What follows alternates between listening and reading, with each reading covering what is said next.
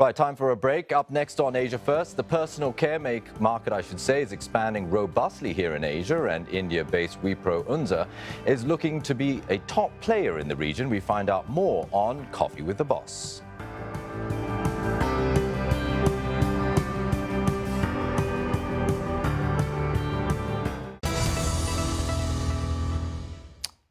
Safi Enchanteur, ever soft and dashing, are strong popular brands under Wipro Unza, and they've helped the company hit over $1 billion in revenue.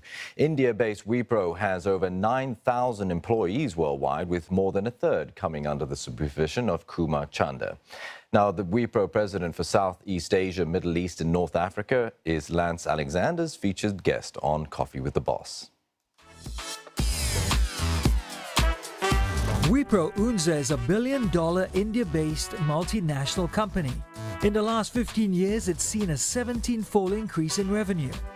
Its products include furniture, lighting, household products, and their top-selling personal care items. You've probably seen or used their skincare and toiletry range that's specifically focused on the Asian consumer. Kumar Chander is Wipro Unza's president for Southeast Asia, the Middle East and North Africa. He's been with Wipro for over 25 years, having joined in 1992. Kumar is my featured guest on Coffee with the Boss. Mr. Kumar Chander, it's a pleasure having you on Coffee with the Boss.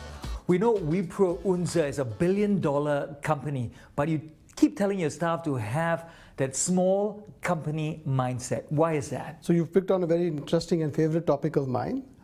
I think that to be successful in today's business world, you need an edge. And small companies are nimble, they're fast, and they're able to execute. When you become a larger company, bureaucracy tends to set in. So we strongly believe that one needs to be having the mindset of a small company to be successful in today's world. You've been working for some 27 years now, and 25 of those years you've spent with Wipro Unza. What are some of your key business leadership takeaways? Well, it's been a wonderful journey. As you pointed out, when I joined the organization, I thought it was going to be a small stint for 2 years. But it's turned out to this long journey because it's been extremely enjoyable, and it doesn't feel like I've been working for one company. In fact, I've gone through so many roles in the organization and faced so many different kinds of challenges that it feels, in fact, like many stints and many organizations that I've worked in. You've got lighting, you've got furniture, you've got personal care products, as well as household products. Is it good to diversify into so many different streams? Well, first, we are an India-based business conglomerate, and Wipro's origins were really in FMCG, in fast-moving consumer goods. And for the division that I come from, personal care is really the biggest part. It's more than 85% of the revenue.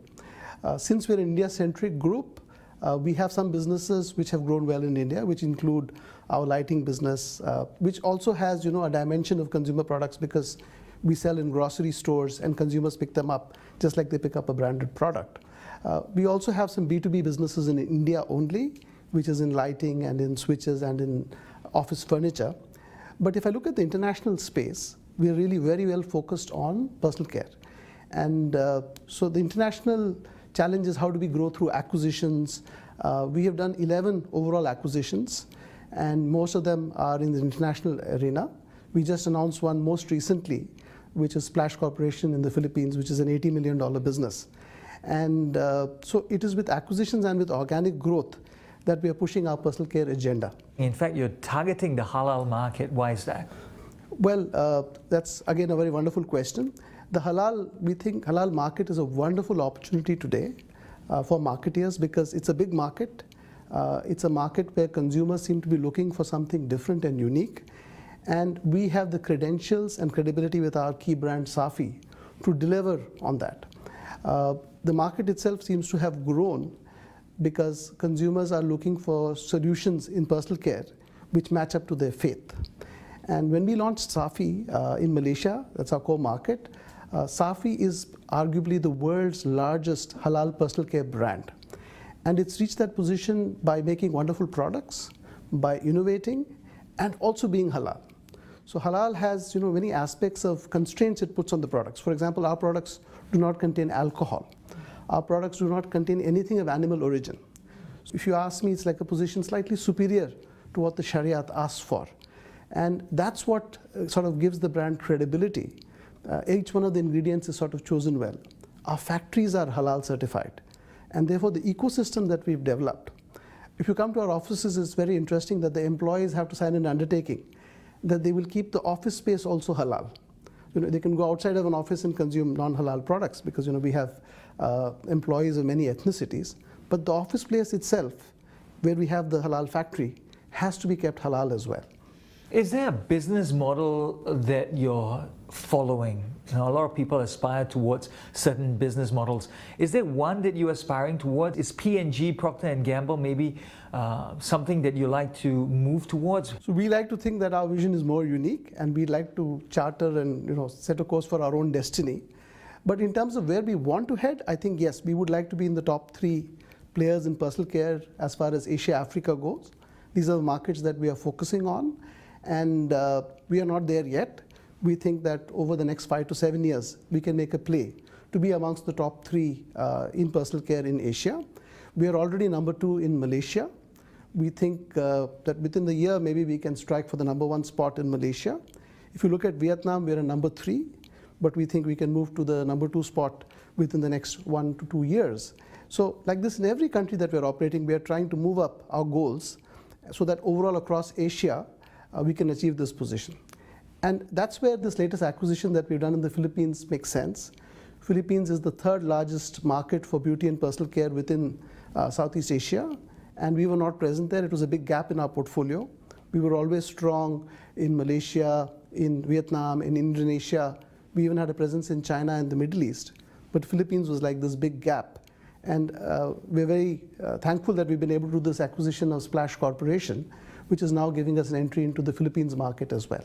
What's the best advice you ever got? Well, one of the best advice that I got was to think like the boss. Okay, when I was taking decision making, my boss told me that whenever you put up a proposal, have you thought how your boss will think about the proposal? Because if you can factor that in, it's very possible that your boss then has little reason to reject your proposal because you thought it from his angle and perspective, and you put yourself in your shoes. And that advice has served me very well through the years. When you're looking out for new staff members, what are some of the characteristics you always gun for? We are growing, and that's great, and that means we need to add to our employee base, and we are always on the lookout for people with the right attitude, who are intelligent, and who can make a difference.